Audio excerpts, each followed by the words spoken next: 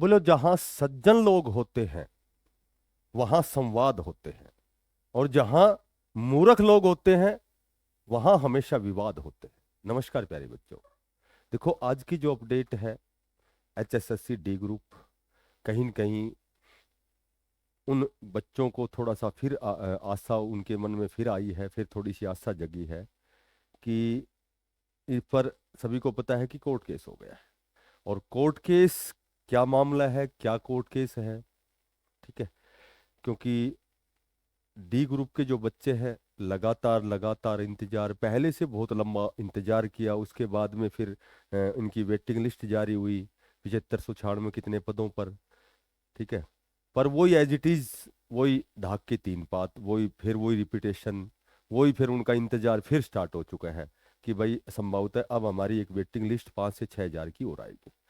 ये मैं क्यों कह रहा हूँ? इसलिए कह रहा हूँ क्योंकि अब लगभग 3 हजार के समथिंग, जहाँ तक सुनने में आया है, जानकारी मिली है कि लगभग 3 हजार के समथिंग ही कैंडिडेटों ने ज्वाइन किया है।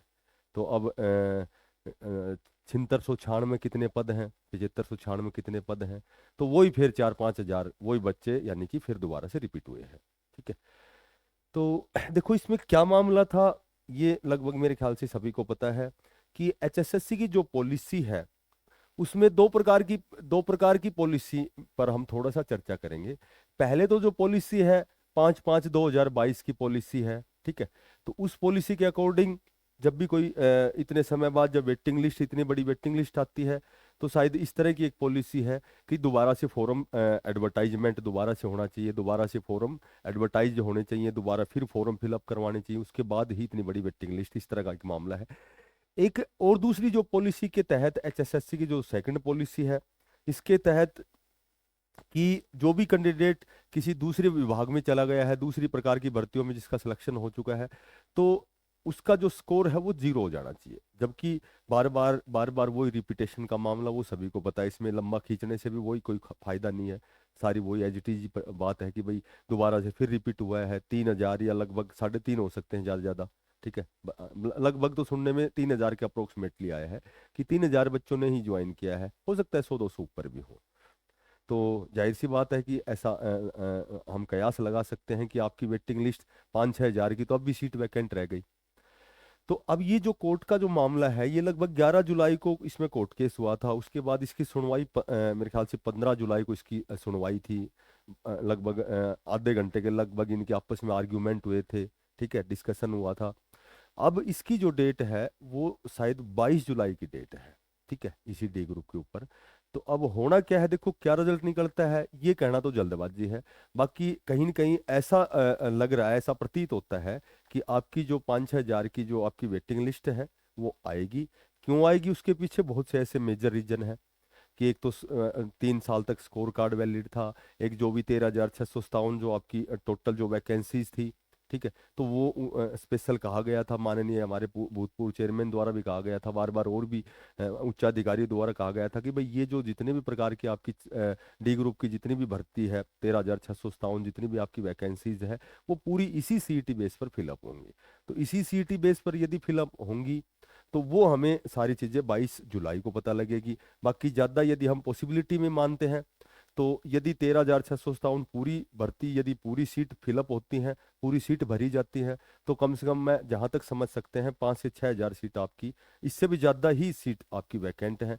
तो देखो, चूंकि बच्चे तो इंतजार करते करते थक गए, लेकिन फिर भी कहीं न कहीं एक आशा की किरण यदि हमारे अंदर जगी है, तो वो कोर्ट केस के माध्यम से कि जो दो पॉलिसी थी उनका उल्लंघन किया गया है, ये कह सकते हैं कि भाई रिपीट का मामला नहीं होना चाहिए था, ठीक है। उसके बाद में एक वो फॉर्म एडवर्टाइज निकल के उसके बाद फॉर्म फिलअप होने चाहिए थे। तो इस तरह की बातें जो निकल के सामने आ रही हैं, तो मेरे ख्याल से हालांकि आपका केवल इंतजार ही आपका वो नहीं होना चाहिए, केवल एम नहीं होना चाहिए।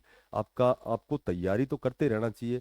लेकिन जहां तक हम मान सकते हैं कि संभवतः आपकी अगर पूरी सीट भरी जाती है, तो आपकी वेटिंग लिस्ट सीईटी के बाद में ये जो भी बातें हैं, जो वार्तालाप हैं, जो भी प्रक्रिया है, वो मेरे ख्याल से तेज होने वाली है।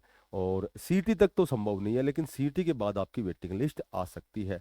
क्योंकि अब पहले क्या होता था कि बार बार जैसे हम वीडियो भी बनाते थे, बार बार बहुत रिक्वेस्ट भी हमने की, बहुत मिन्नत भी की कि भाई रिपीट का मामला नहीं होना चाहिए बच्चों का, बिल्कुल फेयर तरीके से, बिल्कुल अशुद्धियों को दूर करते हुए वेटिंग लिस्ट निकलनी चाहिए। लेकिन हमारे कहने से या ना कहने से वो होता क्या है।